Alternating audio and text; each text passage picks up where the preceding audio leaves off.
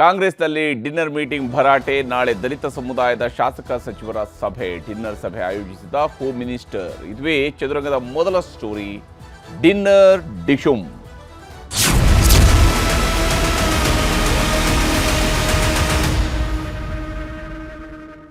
ಇದು ಊಟದ ಆಟ ಅಲ್ಲ, ಊಟದ ಆಟಕ್ಕಿಂತ ಕೂಡ ಮೇಲಿರುವಂಥದ್ದು. ಯಾಕೆಂದರೆ ಊಟದ ಆಟದಲ್ಲಿ ಒಂದಿಷ್ಟು ಮಾತುಕತೆಗಳು ಮಾತ್ರ ನಡೀತದೆ. ಇದು ಅದರಿಂದ ಆಚೆಗೆ ನಡೀಬಹುದಾಗಿರುವಂಥ ರಾಜಕೀಯದ ಲೆಕ್ಕಾಚಾರದ ಕೂಟ ಇದು. ಹೀಗಾಗಿ ಕಾಂಗ್ರೆಸ್ನಲ್ಲಿ ದಿನೇ ದಿನೇ ಜೋರಾಗ್ತಾ ಇದೆ ಡಿನ್ನರ್ ಪಾಲಿಟಿಕ್ಸ್. ಆಗ ಹೊಸ ವರ್ಷದ ನೆಪ ಇತ್ತು, ಈಗ ದಲಿತ ಸಂಘಟನೆಯ ಲೆಕ್ಕಾಚಾರ ಮನೆ ಮಾಡಿದೆ. ಕಾಂಗ್ರೆಸ್ನಲ್ಲಿ ದಿನೇ ದಿನೇ ಡಿನ್ನರ್ ಪಾಲಿಟಿಕ್ಸ್, ಒಬ್ಬರಾದ ಮೇಲೊಬ್ಬರು ಡಿನ್ನರನ್ನು ಕರೀತಾ ಇದ್ದಾರೆ. ಅದರಲ್ಲೂ ಕೂಡ ವಿಶೇಷವಾಗಿ ದಲಿತ ಸಮುದಾಯದ ನಾಯಕರುಗಳು ಈ ಒಂದು ಡಿನ್ನರ್ ಪಾಲಿಟಿಕ್ಸನ್ನು ಮಾಡ್ತಾ ಇರೋದು ವಿಶೇಷ. ಮೊನ್ನೆ ಹೊಸ ವರ್ಷದ ನೆಪದಲ್ಲಿ ಎಲ್ಲರೂ ಜೊತೆ ಸೇರಿದ್ರು. ಈಗ ದಲಿತ ಸಂಘಟನೆಯ ಲೆಕ್ಕಾಚಾರವನ್ನು ಹಾಕಿದ್ದಾರೆ. ನಾಳೆ ಡಿನ್ನರ್ ಮೀಟ್ ಆಯೋಜಿಸಿದ್ದಾರೆ ಡಾಕ್ಟರ್ ಜಿ ಪರಮೇಶ್ವರ್. ರಾಜ್ಯದ ಗೃಹ ಸಚಿವರು ತಮ್ಮ ಆಪ್ತರು ಅಂದರೆ ಸಚಿವರುಗಳು, ಮಾಜಿ ಶಾಸಕರುಗಳು, ಹಾಲಿ ಶಾಸಕರುಗಳು ಇವರುಗಳನ್ನು ಕರೆದಿದ್ದಾರೆ, ಊಟಕ್ಕಾಗಿ ಕರೆದಿದ್ದಾರೆ. ದಲಿತ ಸಮುದಾಯದ ನಾಯಕರುಗಳನ್ನೇ ಇದಕ್ಕಾಗಿ ವಿಶೇಷವಾಗಿ ಆಯ್ದು ಕರೆಸ್ಕೊಳ್ತಾ ಇದ್ದಾರೆ. ಹಾಗಾದರೆ ಯಾವ ಕಾರಣಕ್ಕಾಗಿ ಈ ಡಿನ್ನರ್, ಇದರ ಉದ್ದೇಶ ಏನು, ಯಾವ ಸ್ವರೂಪದಲ್ಲಿ ಇದು ನಡೆಯುತ್ತೆ, ಇದರಲ್ಲಿರುವಂಥ ಲೆಕ್ಕಾಚಾರ ಏನು ಅನ್ನೋದನ್ನು ನಿಮಗೆ ವಿವರಿಸುವಂತಹ ಪ್ರಯತ್ನವನ್ನು ಇವತ್ತಿನ ಚದುರಂಗದಲ್ಲಿ ಮಾಡ್ತೀನಿ. ಭಾಳ ಮುಖ್ಯವಾಗಿ ಪರಮೇಶ್ವರ್ ಅವರು ಆಯೋಜನೆ ಮಾಡ್ತಾ ಇರುವಂತಹ ಡಿನ್ನರ್ ಇದು. ಮೊನ್ನೆ ಸತೀಶ್ ಜಾರಕಿಹೊಳಿ ಅವರ ಡಿನ್ನರ್ ಆಯಿತು, ಅದರಲ್ಲಿ ಮುಖ್ಯಮಂತ್ರಿ ಸಿದ್ದರಾಮಯ್ಯನವರೇ ಭಾಗಿಯಾಗಿದ್ದರು. ಆದರೆ ಪರಮೇಶ್ವರ್ ಅವರ ಡಿನ್ನರ್ನಲ್ಲಿ ಮುಖ್ಯಮಂತ್ರಿಯವರು ಭಾಗಿಯಾಗ್ತಾರೆ ಇಲ್ಲೋ ಗೊತ್ತಿಲ್ಲ. ಆದರೆ ದಲಿತ ಸಮುದಾಯದ ಶಾಸಕರು, ಮಾಜಿ ಶಾಸಕರ ಸಭೆಯನ್ನು ಕರೆದಿದ್ದಾರೆ ಪರಮೇಶ್ವರ್. ಡಾಕ್ಟರ್ ಜಿ ಪರಮೇಶ್ವರ್ ಅವರು ಇಂಥದ್ದೊಂದು ಸಭೆಯನ್ನು ಕರೆದಿದ್ದಾರೆ. ತಮ್ಮ ಸಮುದಾಯಕ್ಕೆ ಸೇರಿದಂಥವರ ಸಭೆಯನ್ನು ಕರೆದಿದ್ದಾರೆ ಡಾಕ್ಟರ್ ಜಿ ಪರಮೇಶ್ವರ್. ದಲಿತ ಶಾಸಕರನ್ನ ಒಟ್ಟುಗೂಡಿಸಿ ಬೆಂಬಲ ಕೇಳ್ತಾ ಇದ್ದಾರಾ ಡಾಕ್ಟರ್ ಜಿ ಪರಮೇಶ್ವರ್ ಅನ್ನುವಂತಹ ಅನುಮಾನವೂ ಕೂಡ ಇದ್ದೇ ಇರುವಂಥದ್ದು. ಯಾಕಂದರೆ ಇಲ್ಲಿ ದಲಿತ ಶಾಸಕರನ್ನ ಅವರು ಜೊತೆ ಕೂಡಿಸ್ತಾ ಇರುವಂಥದ್ದು, ಮಾಜಿ ಶಾಸಕರನ್ನ ಕರಿತಾ ಇರುವಂಥದ್ದು, ಈ ಮೂಲಕವಾಗಿ ಅವರ ಬೆಂಬಲವನ್ನು ಡಾಕ್ಟರ್ ಜಿ ಪರಮೇಶ್ವರ್ ಅವರು ಪಡ್ಕೊಳ್ಳುವಂತಹ ಪ್ರಯತ್ನವನ್ನು ಮಾಡ್ತಾ ಇದ್ದಾರೆ. ಯಾಕಂದರೆ ಸಮುದಾಯದ ಬೆಂಬಲ ತನ್ನ ಜೊತೆಗೆ ಇದೆ, ತನ್ನ ಬೆನ್ನಿಗೆ ಇದೆ ಅನ್ನೋದನ್ನು ತೋರಿಸ್ಕೊಳ್ಳುವಂಥದ್ದಕ್ಕೆ ಒಂದು ಅವಕಾಶದ ರೀತಿಯಲ್ಲೂ ಕೂಡ ಗೃಹ ಸಚಿವರು ಮುಂದಡಿಯನ್ನು ಇಟ್ಟಿದ್ದಾರೆ ಅನ್ನುವಂತಹ ಕುತೂಹಲ ಇದ್ದೇ ಇದೆ. ವಿಶೇಷವಾಗಿ ಕೆಪಿಸಿಸಿ ಅಧ್ಯಕ್ಷ ಸ್ಥಾನ, ಸಿಎಂ ಬದಲಾವಣೆಯ ಚರ್ಚೆ ನಡುವೆ ಪರಮೇಶ್ವರ್ ಅವರು ತಂತ್ರಗಾರಿಕೆಯನ್ನು ಹೆಣಿತಾ ಇದ್ದಾರೆ ಅನ್ನುವಂಥದ್ದು ಇಲ್ಲಿರುವಂತಹ ಬಹಳ ಮುಖ್ಯವಾಗಿರುವಂತಹ ಒಂದಿಷ್ಟು ಅನುಮಾನ. ಕೆಪಿಸಿಸಿ ಅಧ್ಯಕ್ಷ ಸ್ಥಾನ, ಸಿಎಂ ಬದಲಾವಣೆಯ ಚರ್ಚೆಯ ನಡುವೆ ಪರಮೇಶ್ವರ್ ಅವರು ತಂತ್ರಗಾರಿಕೆಯನ್ನು ಹೆಣಿತಾ ಇದ್ದಾರೆ. ಅದೇ ಕಾರಣಕ್ಕಾಗಿ ಎಲ್ಲರನ್ನು ಕರೆಸಿ ಊಟಕ್ಕೆ ಕರೀತಾ ಇದ್ದಾರೆ. ಜನವರಿ 8ರಂದು ಖಾಸಗಿ ಹೋಟೆಲ್ನಲ್ಲಿ ನಡೆಯಲಿದೆ ಈ ಡಿನ್ನರ್ ಸಭೆ. ಹಿಂದೆ PCC ಅಧ್ಯಕ್ಷ ಆಗೋದಕ್ಕಿಂತ ಪೂರ್ವದಲ್ಲೂ ಕೂಡ, ಅಂದರೆ 2013ರ ಚುನಾವಣೆಗಿಂತ ಪೂರ್ವದಲ್ಲಿ ಅವರು ಯಾವಾಗ PCC ಅಧ್ಯಕ್ಷರಾಗಿದ್ದರು ಅದರ ಪೂರ್ವದಲ್ಲೂ ಕೂಡ ಅವರು ಇಂಥದ್ದೇ ಒಂದು ಡಿನ್ನರ್ ಸಭೆಯನ್ನು ಆಯೋಜನೆ ಮಾಡಿದರು ದಲಿತ ಸಮುದಾಯದ ನಾಯಕರುಗಳಿಗೆ. ಭಾಳ ಎಲ್ಲರೂ ಬಂದು ಕೂತು ಮಾತನಾಡಿ ಅದರ ಪರಿಣಾಮವಾಗಿ ಮುಂದೆ PCC ಅಧ್ಯಕ್ಷರಾಗಿದ್ದು ಕೂಡ ಇತಿಹಾಸ. ಹೀಗೆ ಈಗ ಜನವರಿ 8ರಂದು ಖಾಸಗಿ ಹೋಟೆಲ್ನಲ್ಲಿ ನಡೆಯಲಿದೆ ಒಂದು ಡಿನ್ನರ್ ಸಭೆ ಡಾಕ್ಟರ್ ಜಿ ಪರಮೇಶ್ವರ್ ಅವರ ನೇತೃತ್ವದಲ್ಲಿ. ಪಕ್ಷ ಹಾಗೂ ಸರ್ಕಾರದಲ್ಲಿ ಸ್ಥಾನಮಾನದ ಬಗ್ಗೆ ಹೈಕಮಾಂಡ್ಗೆ ಸ್ಪಷ್ಟ ಸಂದೇಶವನ್ನು ರವಾನೆ ಮಾಡುವ ಉದ್ದೇಶವನ್ನು ಡಾಕ್ಟರ್ ಜಿ ಪರಮೇಶ್ವರ್ ಅವರು ಹೊಂದಿದ್ದಾರಾ ಅನ್ನುವಂಥದ್ದು ಇಲ್ಲಿರುವಂತಹ ಬಹಳ ಮುಖ್ಯವಾಗಿರ್ತಕ್ಕಂಥ ಪ್ರಶ್ನೆ ಅಥವಾ ಕುತೂಹಲ ಅಥವಾ ಅನುಮಾನ. ಇದು ಈಗ ಸದ್ಯಕ್ಕೆ ಇರುವಂಥದ್ದು. ಪಕ್ಷ ಹಾಗೂ ಸರ್ಕಾರದಲ್ಲಿ ಸ್ಥಾನಮಾನದ ಬಗ್ಗೆ ಹೈಕಮಾಂಡ್ನವರಿಗೆ ಸಂದೇಶ ರವಾನೆ ಮಾಡುವಂತಹ ಕೆಲಸವನ್ನು ಪರಮೇಶ್ವರ್ ಅವರು ಮಾಡ್ತಾ ಇದ್ದಾರೆ ಅಂತಕೊಂಡು. ಹಾಗಾದರೆ ಡಿನ್ನರ್ ಮೀಟ್ ಬಗ್ಗೆ ಅವರು ಕೊಟ್ಟಿರುವಂತಹ ಸ್ಪಷ್ಟನೆ ಎಂಥದ್ದು ಅನ್ನೋದನ್ನು ನಾವಿಲ್ಲಿ ಗಮನಿಸಬೇಕು. ನಾವು ಹಿಂದೆ ಡಿನ್ನರ್ ಪಾರ್ಟಿಗೆ ಸೇರಿದ್ವು ಹೊಸ ವರ್ಷದ ವಿಚಾರಕ್ಕಾಗಿ. ಅಂದರೆ ಮೊನ್ನೆ ಜನವರಿ 2ನೇ ತಾರೀಕಿನಂದು ನಾವೇನು ಡಿನ್ನರ್ ಮೀಟ್ ಮಾಡಿದ್ವಿ, ಜನವರಿ 2ರಂದು ಅವತ್ತು ಡಿನ್ನರ್ ಮೀಟ್ ಮಾಡಿರುವಂಥದ್ದು ಕೇವಲ ಹೊಸ ವರ್ಷದ ಕಾರಣಕ್ಕಾಗಿ. ಆದರೆ ನಾವು ಈಗ ಮುಂದೆ ಮಾಡ್ತಾ ಇರುವಂಥದ್ದು SC/ST ಸಮಾವೇಶವನ್ನು ಮಾಡಬೇಕಾಗಿದೆ, SC/ST ಸಮುದಾಯಗಳವರ ಸಮಾವೇಶವನ್ನು ಮಾಡಬೇಕಾಗಿದೆ. ಅದಕ್ಕಾಗಿ ಈ ಒಂದು ಸಭೆ, ಈ ಒಂದು ಡಿನ್ನರ್ ಮೀಟಿಂಗ್ ಅನ್ನುವಂಥದ್ದನ್ನು ಇಲ್ಲಿ ಹೇಳ್ತಿದ್ದಾರೆ. ಅಧಿಕಾರಕ್ಕೆ ಬಂದ ಮೇಲೆ ಧನ್ಯವಾದ ಹೇಳೋದಕ್ಕೆ ಸಮಯ ಸಿಕ್ಕಿಲ್ಲ. ಪಾಪ 2 ವರ್ಷ ಆಗ್ತಾ ಬಂತು, 1.5 ವರ್ಷ ಕಳೆದು 1.25 ವರ್ಷ ಕಳೀತಾ ಬಂತು. ಈಗ ಅವರಿಗೆ ಸಮಯ ಸಿಕ್ಕಿದೆ ಅಂತ ಧನ್ಯವಾದ ಹೇಳೋದಕ್ಕೆ ತಮ್ಮ ಸಮುದಾಯದವರಿಗೆ. ಅಂದರೆ ತಮ್ಮ ಸಮುದಾಯದವ್ರನ್ನ ಆರಿಸಿ ಕಳಿಸಿರುವಂತಹ ಸಮುದಾಯದವ್ರನ್ನ ಇಷ್ಟು ಸಮಯದವರೆಗೆ ಮರೆತು ಬಿಟ್ಟಿದ್ರ. ಈಗ ಧನ್ಯವಾದ ಹೇಳೋದಕ್ಕಾಗಿ ಹಿಂದೆ ಅವರಿಗೆ ಸಮುದಾಯಕ್ಕೆ ಧನ್ಯವಾದ ಹೇಳೋದಕ್ಕೆ ಸಮಯ ಸಿಕ್ಕಿಲ್ಲ, ಈಗ ಅವರಿಗೆ ಸಮಯ ಕೂಡಿ ಬಂದಿದೆ ಅಂತ. ಅಂದರೆ ಈ ಸಮಯ ಕೂಡಿ ಬರಬೇಕು, ತನ್ನ ಸಮುದಾಯದವರಿಗೆ ಧನ್ಯವಾದ ಹೇಳಬೇಕು ಅಂದ್ರೂ ಕೂಡ ಅದಕ್ಕೂ ಏನೋ ಒಂದು ಪರ್ಪಸ್ ಇರುತ್ತೆ, ಅದಕ್ಕೂ ಏನೋ ಒಂದು ಕಾರಣ ಇರುತ್ತೆ. ಸುಖ ಸುಮ್ಮನೆ ಧನ್ಯವಾದ ಯಾರಿಗೂ ಹೇಳೋದಿಲ್ಲ ಅಂತೇಳಿ. SC/ST ಶಾಸಕರು ಮುಖಂಡರ ಸಭೆಯಲ್ಲಿ ಸಮಾವೇಶದ ಬಗ್ಗೆ ಚರ್ಚೆ ಆಗುತ್ತೆ. SC/ST ಸಮಾವೇಶವನ್ನು ಆಯೋಜನೆ ಮಾಡಿ ಅದರಲ್ಲಿ ದಲಿತ ಸಮುದಾಯಗಳಿಗೆ ಧನ್ಯವಾದವನ್ನು ಅರ್ಪಿಸುವಂಥದ್ದು, ಚುನಾವಣೆಯಲ್ಲಿ ನಮ್ಮನ್ನು ಕೈ ಹಿಡಿದಿದ್ದಕ್ಕಾಗಿ ಧನ್ಯವಾದವನ್ನು ಅರ್ಪಿಸುವಂಥದ್ದು, ಈ ನಿಟ್ಟಿನಲ್ಲಿ ಒಂದು ಪ್ರಯತ್ನದ ಭಾಗದ ರೀತಿಯಲ್ಲಿ ಕಾಣ್ತಾ ಇದೆ. ನೋಡಿ, ಇದಕ್ಕಾಗಿ ಬಹಳ ಮುಖ್ಯವಾಗಿ ಈ 4 ಜನ ಇದ್ದಾರಲ್ಲ, ಇಲ್ಲಿ ಫೋಟೋದಲ್ಲಿ ನಾವು ತೋರಿಸ್ತೀವಿ, ಈ 4 ಜನನೇ ಒಬ್ಬರಾದ ಮೇಲೆ ಒಬ್ಬರ ಮನೆಗಳಲ್ಲಿ ಸಭೆಯನ್ನು ಕೂಡ ಈ ಹಿಂದೆಯೂ ನಡೆಸಿದಂಥವ್ರು, ಈಗಲೂ ನಡೆಸ್ತಾ ಇರುವಂಥವ್ರು, ಇವರ ನೇತೃತ್ವಗಳಲ್ಲೇ ಸಭೆಗಳು ನಡೀತಾ ಇದ್ದಾವೆ. ಸಿದ್ದರಾಮಯ್ಯನವರ ಈಗಿನ ಸರ್ಕಾರದ ಅವಧಿಯಲ್ಲಿ ಅತಿ ಹೆಚ್ಚು ಸಭೆಗಳು ನಡೆದಿರುವಂಥದ್ದು ಈ 4 ಸಚಿವರ ಪಾಲ್ಗೊಳ್ಳುವಿಕೆಯಲ್ಲೇ ನಡೆದಿರುವಂತಹ ಸಭೆಗಳು ಜಾಸ್ತಿ ಇದ್ದಾವೆ, ದಲಿತ ಸಮುದಾಯದ ಸಭೆಗಳು. ಸಂಜೆ 7 ಗಂಟೆಗೆ ಸಭೆ ಇದೆ, ಆ ಬಳಿಕ ಊಟದ ವ್ಯವಸ್ಥೆ ಆಗಿದೆ ಅನ್ನುವಂತಹ ಮಾತನ್ನು ಡಾಕ್ಟರ್ ಜಿ ಪರಮೇಶ್ವರ್ ಅವರು ಹೇಳ್ತಾ ಇದ್ದಾರೆ, ಸ್ಪಷ್ಟನೆಯನ್ನು ಕೊಟ್ಟಿದ್ದಾರೆ. ಸಂಜೆ 7 ಗಂಟೆಗೆ ಸಭೆ ಶುರುವಾಗುತ್ತೆ, ಅದಾದ ಬಳಿಕ ಊಟದ ವ್ಯವಸ್ಥೆ ಇರುತ್ತೆ. ಅಫ್ಕೋರ್ಸ್ ಡಿನ್ನರ್ ಮೀಟಿಂಗ್ಸ್ ಅಂದಾಗ ಊಟದ ವ್ಯವಸ್ಥೆ ಇದ್ದೇ ಇರುತ್ತೆ.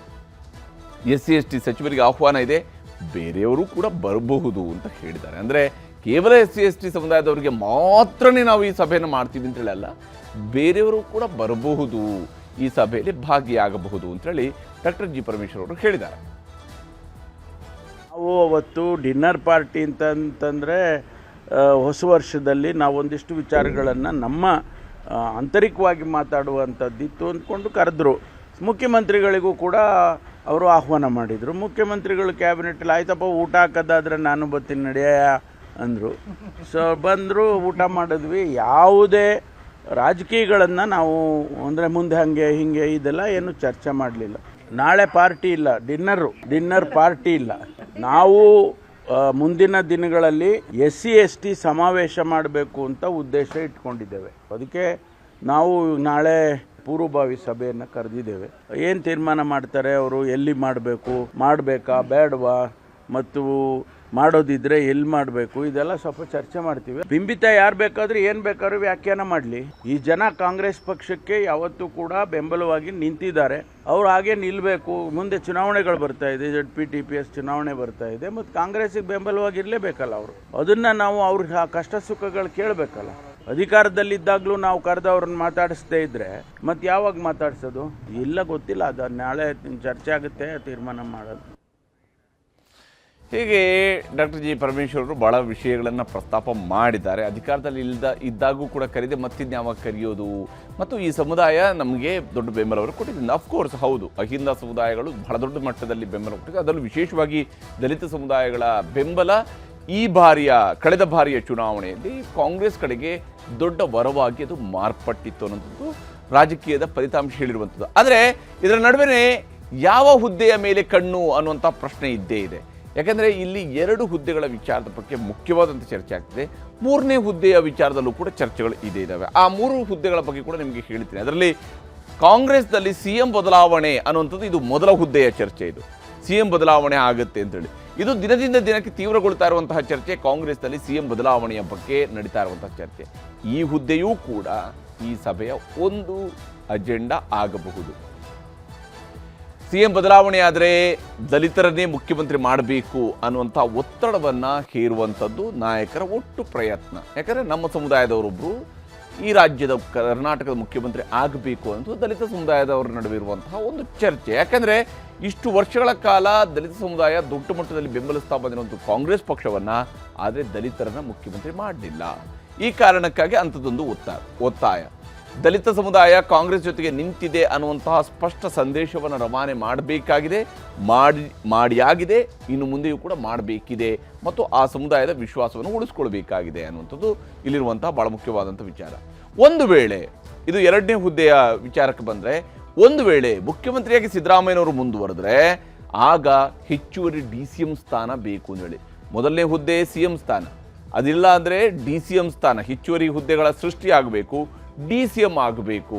ಅದು ಹಾಗೆ DCM ಆಗಿದ್ರೆ ಡಾಕ್ಟರ್ ಜಿ ಪರಮೇಶ್ವರ್ ಅವರು DCM ಆಗಬೇಕು, ಅಥವಾ ಸತೀಶ್ ಜಾರಕಿಹೊಳಿ ಅವರು DCM ಆಗಬೇಕು. ಆವಾಗ ದಲಿತ ಸಮುದಾಯಗಳಲ್ಲಿ ವಿಶೇಷವಾಗಿ SC ಸಮುದಾಯದಿಂದ ST ಸಮುದಾಯಗಳಿಂದ ಉಪಮುಖ್ಯಮಂತ್ರಿಗಳು ಬಂದಂತೆ ಆಗುತ್ತೆ. ಇನ್ನು ದಲಿತ ಸಮುದಾಯದಿಂದ ಡಾಕ್ಟರ್ ಜಿ ಪರಮೇಶ್ವರ್ಗೆ DCM ಸ್ಥಾನಕ್ಕಾಗಿ ಒತ್ತಾಯವನ್ನು ಮಾಡುವಂಥದ್ದು ಇಲ್ಲಿ ಬಹಳ ಮುಖ್ಯವಾಗಿರ್ತಕ್ಕಂಥ ಒಂದು ವಿಷಯವೂ ಕೂಡ ಆಗಬಹುದು. ಯಾಕಂದರೆ KPCC ಅಧ್ಯಕ್ಷ ಸ್ಥಾನದ ವಿಚಾರದಲ್ಲಿ ಸತೀಶ್ ಜಾರಕಿಹೊಳಿ ಅವರ ಹೆಸರನ್ನು ತರ್ತಾ ಇದ್ದಾರೆ.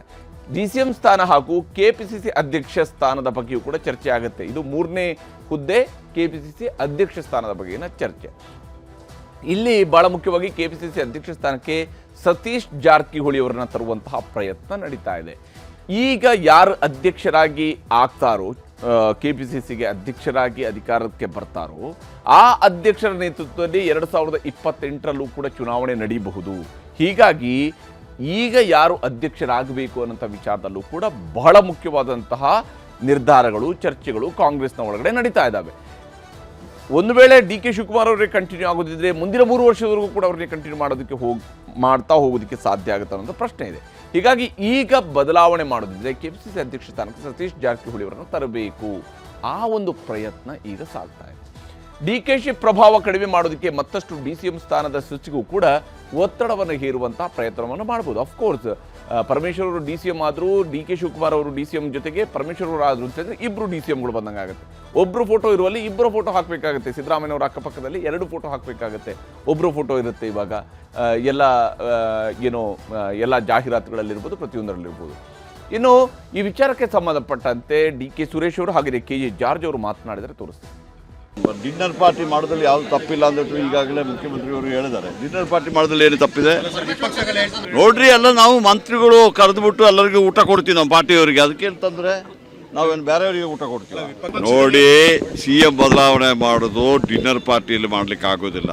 CM ಬದಲಾವಣೆ ಅಥವಾ CMನ ಮಾಡಬೇಕಾದ್ರೆ ಲೆಜಿಸ್ಲೇಟರ್ಸ್ ಪಾರ್ಟಿಯವರು ಡಿಸಿಷನ್ ತಗೊಳ್ತಾರೆ, ಹೈಕಮಾಂಡ್ ಅವರು ಇದು ಮಾಡ್ತಾರೆ. ಆ ಥರ ನಿಮಗೆಲ್ಲ ಗೊತ್ತಿರೋದು.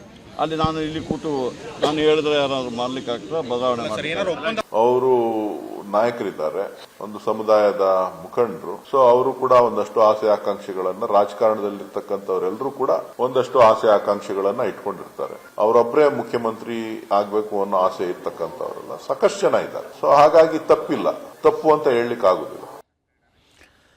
ಏನು ಡಿ ಕೆ ಶಿವಕುಮಾರ್ ಅವರು ಹಾಗಾದ್ರೆ ಸುಮ್ಮನೆ ಕೂರ್ತಾರಾ ಅನ್ನೋ ಪ್ರಶ್ನೆ ಇದ್ದೇ ಇದೆ. ಇಲ್ಲಿ ಹೆಚ್ಚುವರಿ DCM ಇರ್ಬೋದು ಅಥವಾ ಡಿನ್ನರ್ ಮೀಟಿಂಗ್ ಇರ್ಬೋದು, ಈ ವಿಚಾರಗಳಲ್ಲಿ ಡಿ ಕೆ ಶಿವಕುಮಾರ್ ಅವ್ರಿಗೆ ಅಸಮಾಧಾನ ಇದ್ದೇ ಇದೆ. ಯಾಕಂದರೆ ಅವರು ಈ ಹಿಂದೆ ಬಹಳ ಕ್ಲಿಯರ್ ಆಗಿ ಹೇಳಿದರು, ಯಾವುದೇ ಕಾರಣಕ್ಕೂ ಯಾರು ಡಿನ್ನರ್ ಮೀಟಿಂಗ್ ಮಾಡಬಾರ್ದು ಅಂತೇಳಿ. ಇದೇ ಕಾರಣಕ್ಕಾಗಿ ಒಂದು ಬಾರಿ ಕ್ಯಾಬಿನೆಟ್ ಸಭೆಯ ನಂತರ ನಡೆದಂಥ ಔಪಚಾರಿಕ ಸಭೆಯಲ್ಲಿ, ಕ್ಯಾಬಿನೆಟ್ ಹಾಲ್ನಲ್ಲಿ ನಡೆದಿರುವಂಥ ಅನೌಪಚಾರಿಕ ಸಭೆಯಲ್ಲಿ ಹೇಳಲಾಗಿತ್ತು, ಎಲ್ಲ ಮಂತ್ರಿಗಳಿಗೆ ಹೇಳಲಾಗಿತ್ತು, ಯಾವುದೇ ಕಾರಣಕ್ಕಾಗಿ ಇನ್ನು ಮುಂದೆ ಡಿನ್ನರ್ ಮೀಟಿಂಗ್ಗಳಿಗೆ ಸೇರಬಾರ್ದು ಅಂತ ಹೇಳ್ಕೊಂಡು. ಹೀಗಾಗಿ ಪದೇ ಡಿನ್ನರ್ ಮೀಟಿಂಗ್ ಮಾಡ್ತಿರೋದಕ್ಕೆ DCM ಅವರು ಗರಂ ಆಗಿದ್ದಾರೆ. ಇದು ಸಮರ್ಪಕವಾದಂಥ ಕ್ರಮ ಅಲ್ಲ ಅಂತೇಳಿ DCM ಅವರ ಸ್ಪಷ್ಟನೆ ಇದು. ಸಚಿವ ಪರಮೇಶ್ವರ್ ಕರೆದಿರುವಂತಹ ಡಿನ್ನರ್ ಸಭೆ ಬಗ್ಗೆ ನನಗೇನು ಗೊತ್ತಿಲ್ಲ ಅಂತ ಹೇಳ್ಕೊಂಡು ಡಿ ಕೆ ಶಿವಕುಮಾರ್ ಅವರು ಹೇಳ್ತಾ ಇದ್ದಾರೆ. ರಾಜ್ಯದ ಉಪಮುಖ್ಯಮಂತ್ರಿಗಳು, ಕೆಪಿಸಿಸಿ ಅಧ್ಯಕ್ಷರು ಅವ್ರಿಗೆ ಗೊತ್ತಿಲ್ಲ, ದಲಿತ ಸಮುದಾಯದವರ ಸಭೆಯನ್ನು ಪರಮೇಶ್ವರ್ ಅವರು ಕರೀತಾ ಇದ್ದಾರೆ ಅಂತ ಹೇಳಿ. ನಾನು ಪಕ್ಷದ ಕೆಲಸ ಮಾಡೋದಕ್ಕಾಗಿ ನಾನು ದೆಹಲಿಗೆ ಬಂದಿದ್ದೇನೆ ಅಂತ ಅವರು ಹೇಳ್ಕೊಂಡಿದ್ದಾರೆ. ನಾನು ಪಕ್ಷದ ಕೆಲಸವನ್ನು ಮಾಡೋದಕ್ಕಾಗಿ ದೆಹಲಿಗೆ ಬಂದಿದ್ದೀನಿ ಅಂತ ಹೇಳ್ತಿದ್ದೆ. ಇಲ್ಲಿ ಪಕ್ಷದ ಕೆಲಸ ಮಾಡುವಂಥದ್ದು ಅನ್ನೋದಕ್ಕೆ ನಾವು ಹೆಚ್ಚು ಸ್ಟ್ರೆಸ್ ಕೊಟ್ಟು ಹೇಳಿದಾಗ ಅವರು ಯಾವ ಸಂದೇಶವನ್ನು ಕಳಿಸ್ತಾ ಇದ್ದಾರೆ ಇವರಿಗೆ ಅಂತೇಳಿ ಗೊತ್ತಾಗುತ್ತೆ. ಬೆಂಗಳೂರಿಗೆ ಹೋದ ಮೇಲೆ ನಾನು ತಿಳ್ಕೊಂಡು ಮಾತನಾಡ್ತೀನಿ ಅನ್ನೋಂಥ ಮಾತನ್ನು ದೆಹಲಿಯಲ್ಲಿ ಅವರು ಪ್ರತಿಕ್ರಿಯೆಯನ್ನು ಕೊಟ್ಟಿದ್ದಾರೆ. ನಾನು ಬೆಂಗಳೂರಿಗೆ ಹೋದ ಮೇಲೆ ತಿಳ್ಕೊಂಡು ಮಾತಾಡ್ತೀನಿ, ಏನಕ್ಕಪ್ಪ ಇವರೆಲ್ಲ ಸೇರಿದ್ದಾರೆ ಅಂತ ಗೊತ್ತಾಗುತ್ತೆ ಆಗ ಅಂತೇಳಿ. ಪಕ್ಷದ ಸಾರಥ್ಯ ವಹಿಸೋದಕ್ಕೆ ನಾನು ಆಕಾಂಕ್ಷಿ ಅಲ್ಲ ಅಂಥೇಳಿ ಇದರ ನಡುವೆ ಡಿ ಕೆ ಸುರೇಶ್ ಅವರು ಸ್ಪಷ್ಟನೆಯನ್ನು ಕೊಟ್ಟಿದ್ದಾರೆ. ಒಂದು ಚರ್ಚೆ ನಡೀತಾ ಇತ್ತು. ಡಿ ಕೆ ಶಿವಕುಮಾರ್ ಒಂದು ವೇಳೆ PCC ಅಧ್ಯಕ್ಷ ಸ್ಥಾನದಿಂದ ಕೆಳಗಿಳಿದ್ರು ಅಂತ ಹೇಳಿದರೆ ಆ ಸ್ಥಾನಕ್ಕೆ ಅವರ ತಮ್ಮ ಡಿ ಕೆ ಸುರೇಶ್ ಅವ್ರನ್ನ ತರಬೇಕು ಅನ್ನೋಂಥ ಪ್ರಯತ್ನ ಸಾಗಿದೆ ಅಂತೇಳಿ. ಹಾಗಂತೇಳಿ ಅವರಿಗೆ ಆ ಅರ್ಹತೆ ಇಲ್ಲ ಅಂತೇಳಿ ಅಲ್ಲ, ಆದರೆ ಅವರು ಹೇಳ್ತಿದ್ದಾರೆ ನನ್ನದರ ಆಕಾಂಕ್ಷೆ ಅಲ್ಲ, ನನ್ನದು ಬೇಕಾಗಿಲ್ಲ ಅಂತ ಹೇಳ್ತಿದ್ದಾರೆ. ಆದರೆ ಪರಮೇಶ್ವರ್, ರಾಜಣ್ಣ, ಸತೀಶ್ ಜಾರಕಿಹೊಳಿ ಯಾರು ಬೇಕಾದರೂ PCC ಅಧ್ಯಕ್ಷರ ಆಗಲಿ ತಿಳ್ಕೊಂಡು ಸುರೇಶ್ ಅವರು ಕೂಡ ಸಲಹೆಯನ್ನು ಕೊಟ್ಟಿದ್ದಾರೆ. ಆ ಮೂಲಕವಾಗಿ ಸಿದ್ದರಾಮಯ್ಯನವರು ಕೂಡ ಆಗಬಾರ್ದಾ, PCC ಅಧ್ಯಕ್ಷರು ಆಗಬಾರ್ದಾ ಅನ್ನುವಂಥ ಪ್ರಶ್ನೆಯನ್ನು ಎಸೆಯೋದ್ರ ಮೂಲಕವಾಗಿ ಯಾರು ಆಗಬಾರ್ದು ಅನ್ನುವಂಥದ್ದು ಏನೂ ಇಲ್ಲ ಪಕ್ಷದಲ್ಲಿ. ಯಾಕಂದರೆ ಇದು ಪಕ್ಷದ ಕೆಲಸ ಅನ್ನುವಂಥ ರೀತಿಯಲ್ಲಿ ಡಿ ಕೆ ಸುರೇಶ್ ಅವರು ಮಾತನಾಡಿದರೆ ಪಕ್ಷವನ್ನು ಸಮರ್ಥವಾಗಿ ನಡೆಸ್ಕೊಂಡು ಹೋಗುವಂಥವರು ಆಗಬೇಕಾಗಿದೆ. ಯಾರು ಸಮರ್ಥವಾಗಿ ಪಕ್ಷವನ್ನು ಮುನ್ನಡೆಸ್ಕೊಂಡು ಹೋಗಬಲ್ಲರೋ ಅಂಥವರು ಪಕ್ಷದ ಅಧ್ಯಕ್ಷರು ಆಗಬೇಕಾಗಿದೆ ಅಂತ ಹೇಳಿದ್ದಾರೆ. KPCC ಅಧ್ಯಕ್ಷರ ಬದಲಾವಣೆ ಬಗ್ಗೆ ಮಾಜಿ ಸಂಸದ ಡಿ ಕೆ ಸುರೇಶ್ ಅವರು ಇಂಥದ್ದೊಂದು ಸ್ಪಷ್ಟನೆಯನ್ನು ಕೊಟ್ಟಿದ್ದಾರೆ. ಸುರೇಶ್ ಅವರ ಮಾತನ್ನು ತೋರಿಸ್ತೀನಿ. ನಾನು ಯಾವುದೇ ಹುದ್ದೆಗೂ ಕೂಡ ನಾನು ಆಕಾಂಕ್ಷಿ ಅಲ್ಲ. ನಾನು ಸ್ಪಷ್ಟವಾಗಿ ಜನ ನನಗೆ ಕೊಟ್ಟಂತ ತೀರ್ಪನ್ನ ಗೌರವಯುತವಾಗಿ ಸ್ವೀಕಾರ ಮಾಡಿದ್ದೆ. ಅಷ್ಟು ಬಿಟ್ಟು ಬೇರೇನು ಹೇಳಲಿಕ್ಕೆ ಬಯಸೋದಿಲ್ಲ. ನೋಡ್ರಿ, ಈಗ ಆಲ್ರೆಡಿ CM ಸ್ಥಾನದಲ್ಲಿ ಒಬ್ರು ಕೂತಿದ್ದಾರೆ, ಪಕ್ಷದ ಅಧ್ಯಕ್ಷ ಸ್ಥಾನದಲ್ಲಿ ಇನ್ನೊಬ್ರು ಕೂತಿದ್ದಾರೆ. ಅದು ಖಾಲಿ ಆಗುವಂತ ಸಂದರ್ಭದಲ್ಲಿ ಪಕ್ಷ ಅದನ್ನ ಚರ್ಚೆ ಮಾಡ್ತದೆ. ಏನೇ ತೀರ್ಮಾನ ಮಾಡಬೇಕು ಅಂತ ಅಂದ್ರೆ ನಮ್ಮ ನಾಯಕ ರಾಷ್ಟ್ರೀಯ ನಾಯಕರಾದಂತ ಮಲ್ಲಿಕಾರ್ಜುನ್ ಖರ್ಗೆ ಅವರು ತೀರ್ಮಾನ ಮಾಡಬೇಕು, ರಾಹುಲ್ ಗಾಂಧಿ ಅವರು ತೀರ್ಮಾನ ಮಾಡಬೇಕು. ಅವರು ತೀರ್ಮಾನ ಮಾಡ್ತಾರೆ. ಕೆಲವರು ಆಕಾಂಕ್ಷಿಗಳು ಇದ್ದಾರೆ. ಶಿವಕುಮಾರ್ ಅವರು ಕೂಡ ಏನ್ ಇರಲೇಬೇಕು ಆ ಸೀಟಲ್ಲಿ ಅಂತಕ್ಕಂಥದ್ದೇನಿಲ್ಲ. ಅವರು ಕೂಡ 4 ವರ್ಷನ 5 ವರ್ಷನ ಅವರು ಕೂಡ ಆಡಳಿತವನ್ನ ನಡೆಸಿದ್ದಾರೆ. ಅಧ್ಯಕ್ಷರಾಗಿ ಪಕ್ಷವನ್ನ ಅಧಿಕಾರಕ್ಕೆ ತಂದಿದ್ದಾರೆ. ಯಾರು ಬೇಕಾರಾಗ್ಲಿ, ಸತೀಶ್ ಜಾರಕಿಹೊಳಿ ಆದ್ರೂ ಸಂತೋಷ, ರಾಜಣ್ಣ ಆದ್ರೂ ಸಂತೋಷ, ಪರಮೇಶ್ವರ್ ಆದ್ರೂ ಮತ್ತೊಮ್ಮೆ ಆದ್ರೂ ಇನ್ನೊಬ್ರು ಸಂತೋಷ. ಯಾರು ಆಗ್ಬಾರ್ದು ಅಂತೇನಿಲ್ಲ, ಆಗ್ಬೋದು, ಎಲ್ಲರೂ ಆಗ್ಬೋದು. ಸಿದ್ದರಾಮಯ್ಯನವ್ರು ಆಗ್ಬಾರ್ದಾ? ಸಿದ್ದರಾಮಯ್ಯನವರು ಆಗ್ಬೋದು.